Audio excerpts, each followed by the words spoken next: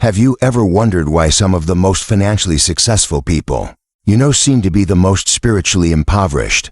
It is a great paradox of our time. We are told to climb the ladder, to hustle, to accumulate. And so we do. We reach the top, breathless, only to find the vista is not one of peace, but of 1,000 more ladders stretching into a cloudy sky. This is the hollow promise of wealth without wisdom. But there was once a man who understood the architecture of true abundance, a man whose name has echoed through millennia as a synonym for both wealth and wisdom, King Solomon. In today's terms, his worth would eclipse $1 trillion, making him the wealthiest human being to have ever walked this earth. Yet his story is not about gold, but about the source from which it flows. I am Solomon, and no, I am not the king. Though I have spent a lifetime studying his blueprint, my journey began in the optimistic hum of post-war America, where I learned the modern language of wealth-building businesses, navigating market cycles, and achieving what the world calls success. I built my towers of commerce high, and from the top, I felt nothing. A profound emptiness, the noise of ambition, had deafened me to the quiet voice of my own soul. It took a crucible, a painful stripping away of my own ego, to begin a different kind of journey, an inward turn towards the timeless wisdom of my heritage. I immersed myself in the ethical fire of the prophets, the cool rationalism of Maimonides, the mystical depths of Kabbalah, and the soul work of Musar. What I discovered is what I am here to share with you. The principles that built King Solomon's legendary wealth were not financial tricks. They were, and are, spiritual laws. Most people chase money and end up empty because they are chasing a shadow. They are focused on the world of Olam Hazeh, the world of action and things, while ignoring the world of Olam Haba, a concept often mistranslated as the afterlife, but which can be understood more deeply as the world of being, of consciousness, of cause. King Solomon understood that if you align your being with the fundamental laws of creation, the world of doing and having falls into place effortlessly. He didn't chase the shadow, he became the source of the light. Think of your own life for a moment. Have you ever achieved a long-sought goal, a promotion, a sales target, a material possession, only to find the feeling of victory was fleeting, leaving you wondering, what now? This is the signature of a journey misaligned. It is the soul's quiet whisper that you are seeking nourishment in a barren land. The path to true prosperity, the kind that permeates your life with meaning, joy, and yes, financial abundance, is not about adding more to your life, but about aligning with what is already there. Today, I will reveal the 3 core principles that built King Solomon's fortune, a blueprint that is just as relevant in our digital age as it was in the golden age of Jerusalem. This is not a history lesson. It is a roadmap. The first principle is the foundation upon which the entire temple of prosperity is built. It is so fundamental that to ignore it is to ensure any structure you build will eventually crumble. The Book of Proverbs, a collection of wisdom largely attributed to Solomon himself, states it plainly in chapter 4 verse 7, Rishit Chakma, Kayanat Chakma. The beginning of wisdom is this: get wisdom. When the divine offered the young King Solomon anything he desired, riches, long life, the defeat of his enemies, he did not ask for gold or power. He asked for a listening heart, for wisdom. This choice was the seed from which his entire fortune grew. In our modern world, we have inverted this. We say, first, I will make my money, then I will have the time for wisdom, for learning, for self-development. This is like a farmer saying, first, I will have my harvest, and then I will plant my seeds. It is a violation of natural and spiritual law. Your mind, your consciousness, is the soil. Investing in it is not a luxury to be afforded after you've become successful. It is the non-negotiable prerequisite for success. You must invest in learning before earning. I once mentored a young man named Daniel, a brilliant software engineer. He could write code that was like poetry, elegant and powerful, but his business was constantly on the verge of collapse. He came to me frustrated, saying, I have the best product, but I can't seem to sell it. Maybe I need to learn more aggressive sales tactics. I told him, Daniel, your problem isn't your sales script, it's your soil. He was focused on the skill of coding, but he had neglected the wisdom of business. I gave him a reading list, not about code, but about human psychology, about marketing principles, about the history of economic cycles, and about the Musar virtue of order or Seder. He was reluctant, but he was also desperate. He spent the next 6 months reading for an hour every morning before he touched his keyboard. He didn't learn a single new sales trick. Instead, he learned how to think. He began to understand his clients not as targets, but as people with needs and fears. His marketing became an act of service, his product development an act of empathy. Within a year, his business had tripled. He acquired wisdom, and the wealth followed as a natural consequence. This is the path Maimonides, the great medieval Jewish philosopher, taught. He championed the idea of chakira, of rational inquiry, as a spiritual duty. True wisdom is not just collecting information, it is building a mental framework, an ethical lattice upon which you can make sound judgments. It's the difference between learning one programming language's skill that might be obsolete in 5 years and learning the fundamental principles of computational thinking, a form of wisdom that will last a lifetime. Are you spending more time acquiring skills to make money, or are you cultivating the wisdom to create meaning? One path leads to a paycheck, the other leads to a legacy. Your greatest asset is not your bank account or your portfolio, it is the cultivated ground between your ears. Water it daily. Once you have committed to laying the foundation of wisdom, you must learn the second great principle, the physics of flow. This is perhaps the most counterintuitive law for the modern mind, which has been trained in scarcity and competition. The principle is this: generosity creates abundance. Proverbs 11:24 puts it this way: one person gives freely, yet gains even more, another withholds unduly, but comes to poverty. This isn't a poetic sentiment or a moral platitude. It is a description of how the universe is wired. Abundance moves in a circuit, not in a vault. To receive, you must first learn to give. I learned this lesson not in a boardroom, but from an old mentor of mine, a man named Jacob, who had survived the horrors of Europe and arrived in America with nothing. I was in my late 20s.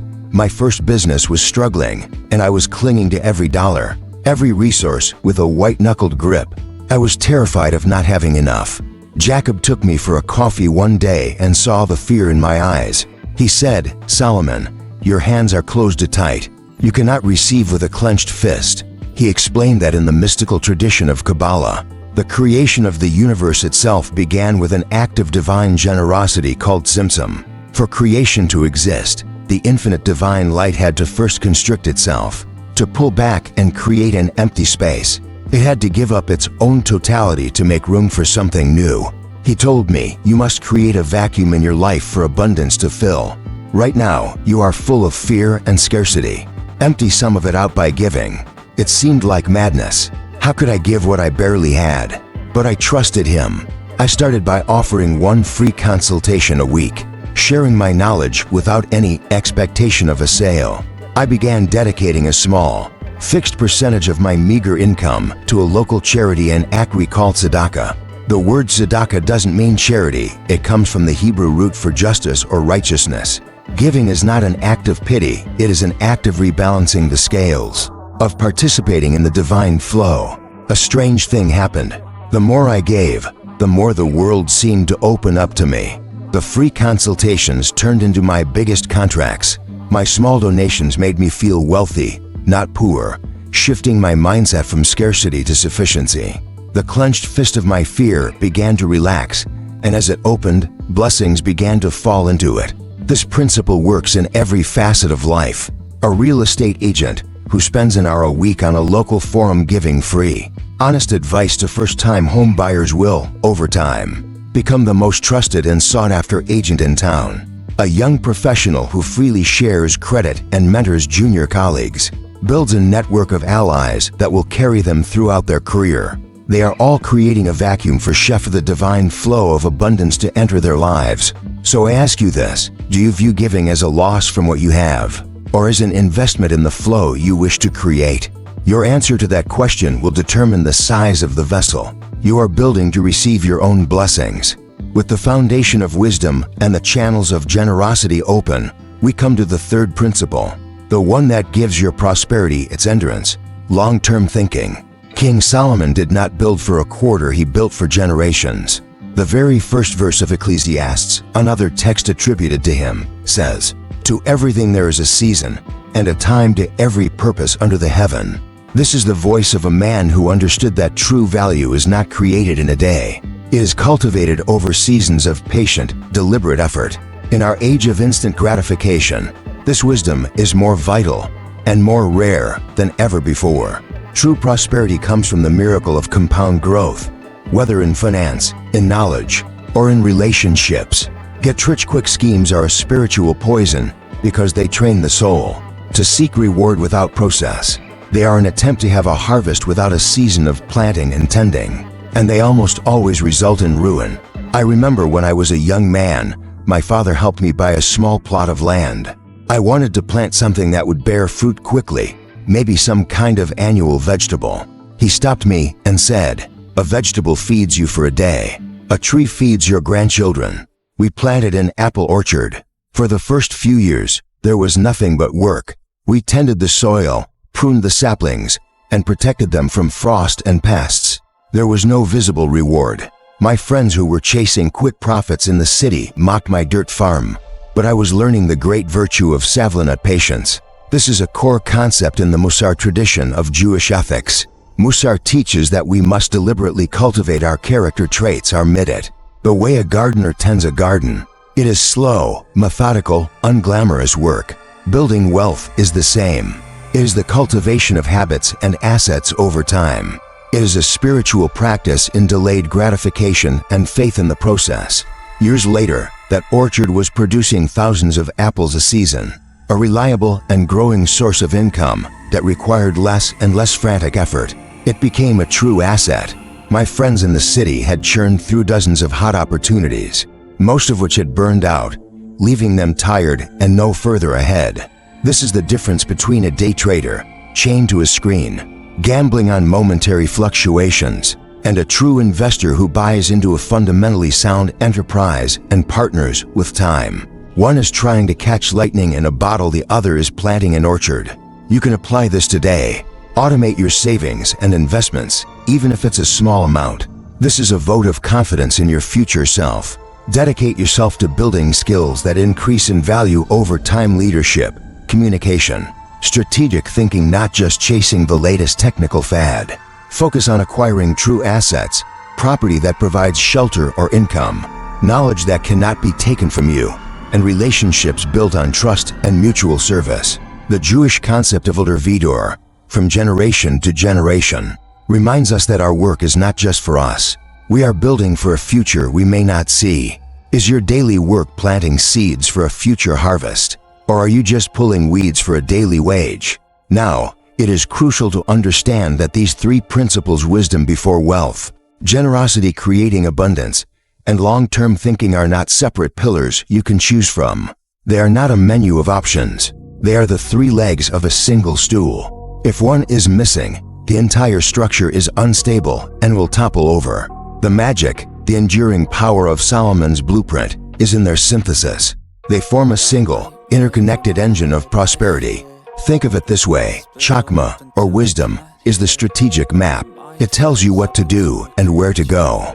It is the knowledge of which seeds to plant and in which soil. But a map without a destination is useless. That is where Chist, or loving kindness and generosity, comes in. Chist provides the fuel, the why. It is the love for the world, the desire to serve, the open hand that creates the flow of energy. Finally, Savlanut, or patience and long-term vision, is the vehicle itself. It dictates the how, the slow, steady, disciplined journey. It is the understanding that you cannot rush the seasons. Without wisdom, generosity is scattered and ineffective. Without generosity, wisdom becomes sterile and self-serving. And without a long-term vision, both wisdom and generosity will be abandoned at the first sign of difficulty. I once consulted for a technology company that was brilliant but failing. They had the first leg of the stool, wisdom. Their engineers were geniuses, and their product was revolutionary. They also had a long-term vision, the third leg. They had a 10-year plan to dominate their industry, but they were missing the second leg, generosity. Their internal culture was brutal. It was a cutthroat, eat-what-you-kill environment. They didn't share information, mentor junior employees, or celebrate each other's successes. As a result, they couldn't retain their best talent. They were a brilliant engine leaking oil from every seal. My advice had nothing to do with technology or market strategy. I worked with them to build a culture of cheist. We implemented a company-wide mentorship program, created a bonus structure that rewarded team success, and started a policy of giving employees paid time off to volunteer for causes they cared about. We began to open the channels of generosity, both internally and externally. The change was not immediate, but it was profound. The energy in the building shifted from fear to collaboration. The best people stayed, and with their brilliant, stable team finally working in harmony, their 10-year plan began to look conservative. In the mystical framework of the Kabbalistic tree of life, the divine energies, or Sephirot, are all interconnected. The creative spark of Chakma wisdom must flow into the expansive love of Cheist generosity, which is then given form and direction by the discipline of Gevura, a form of long-term, structured thinking. True creative power in the cosmos and in our lives comes from the balanced flow between these energies, not from maximizing one at the expense of the others.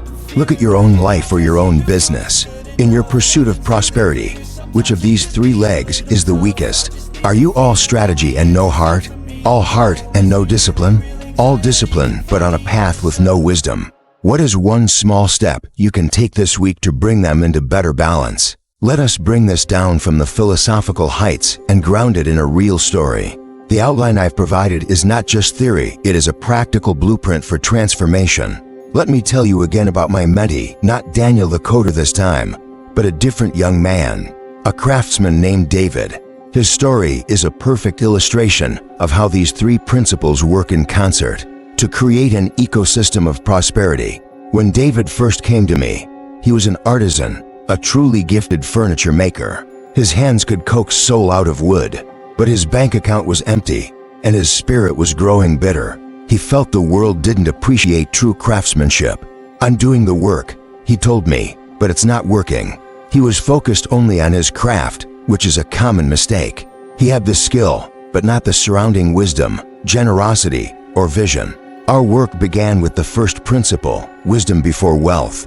I told him to stop spending all of his time in the workshop and dedicate 1 hour every morning to the business of his art. He read books not on woodworking, but on branding for creatives, on how to price artistic work, on telling a story through marketing. He didn't just learn to make tables, he learned to make meaning. He studied the lives of other successful artisans, seeing their patterns of success and failure. He was building the intellectual foundation. Next, we moved to the second principle, generosity creates abundance. This was the hardest step for him. I advised him to start a YouTube channel. "Why would I give away my secrets for free?" he protested. "That's all I have." I urged him to trust the process, to operate from a place of abundance, not scarcity. He hesitantly started creating short videos how to properly sand a piece of wood, how to choose the right finish, the history of a particular joint. He wasn't selling anything. He was teaching. He was giving. He was sharing his passion. And a community began to form around him, drawn to his authenticity and his generous spirit. Finally, we integrated the third principle, long-term vision. I told him, "This is not a 6-week plan. We are planting an orchard. Commit to 1 video a week for 2 years, no matter what the view count is. And with every piece you sell, take 10% of the profit and put it away. Half goes into an index fund for your future, and half goes back into better tools for your workshop." This was the practice of Savlanut, of patience. He was building for his future self, not just his present needs. The first year was slow. The second year, things began to shift. The community he had built through generosity now trusted him implicitly. They didn't just want to learn from him, they wanted to own a piece of his art. A waiting list for his custom furniture began to grow. His videos started generating ad revenue. Companies offered to sponsor him. After 3 years, David was no longer a starving artist. He was a respected educator and a thriving business owner with multiple streams of income, all flowing from the ecosystem he had patiently built. He hadn't gotten rich quick. He had become wealthy slowly, and therefore, sustainably. Like David, are you focused only on your craft, your job, your skill? Or are you building the wise, generous, long-term ecosystem around it? Knowledge without action is merely a pleasant diversion. The purpose of this time together is not for you to simply agree with these ancient ideas, but to embody them. To that end, I want to invite you to undertake what I call the 30-Day Solomon Challenge. This is not about transforming your entire life in a month. It is about practicing the principles, feeling their resonance, and planting the seeds for a new way of being. I have a free Solomon's Prosperity Checklist. You can download. The link is in the description to help guide you, but the essence is simple and can be started today. Week 1 is about wisdom, filling your vessel. Before you can pour out, you must be filled. For these first 7 days, your task is to dedicate 30 to 60 minutes each day to acquiring wisdom, not just information. This could be reading a foundational book in your field, studying the philosophy of ethics, or taking a course on a subject that expands your understanding of the world. The challenge is not just to consume content, but to find one core idea, one insight, that genuinely shifts your perspective. At the end of the week, write it down. Articulate how this new wisdom changes the way you see your work or your life. This is your foundation. Week 2 is about generosity, opening the channels. Now that there is something in your vessel, you must open the spigot. For the next 7 days, your task is to consciously practice generosity without any expectation of return. It can be with your money. Make a small, anonymous donation. It can be with your time. Spend an hour helping a colleague or mentoring someone junior to you. It can be with your knowledge. Answer questions in an online forum in your area of expertise. The key is to do it from a place of genuine service. Pay close attention to the feeling it creates within you. Does it feel like a loss, or does it feel like an expansion? This is the practice of aligning yourself with the universal law of flow. Week 3 is about long-term vision, planting the seed. This week is an act of faith in your future. Your task is to take one concrete action whose primary benefit will not be realized for at least 1 year, and perhaps much longer. This could be setting up an automatic transfer of even a small amount, $50, $20 from your checking to a retirement or investment account. It could be writing the first page of a book you dream of completing. It could be joining a professional organization to begin building long-term relationships.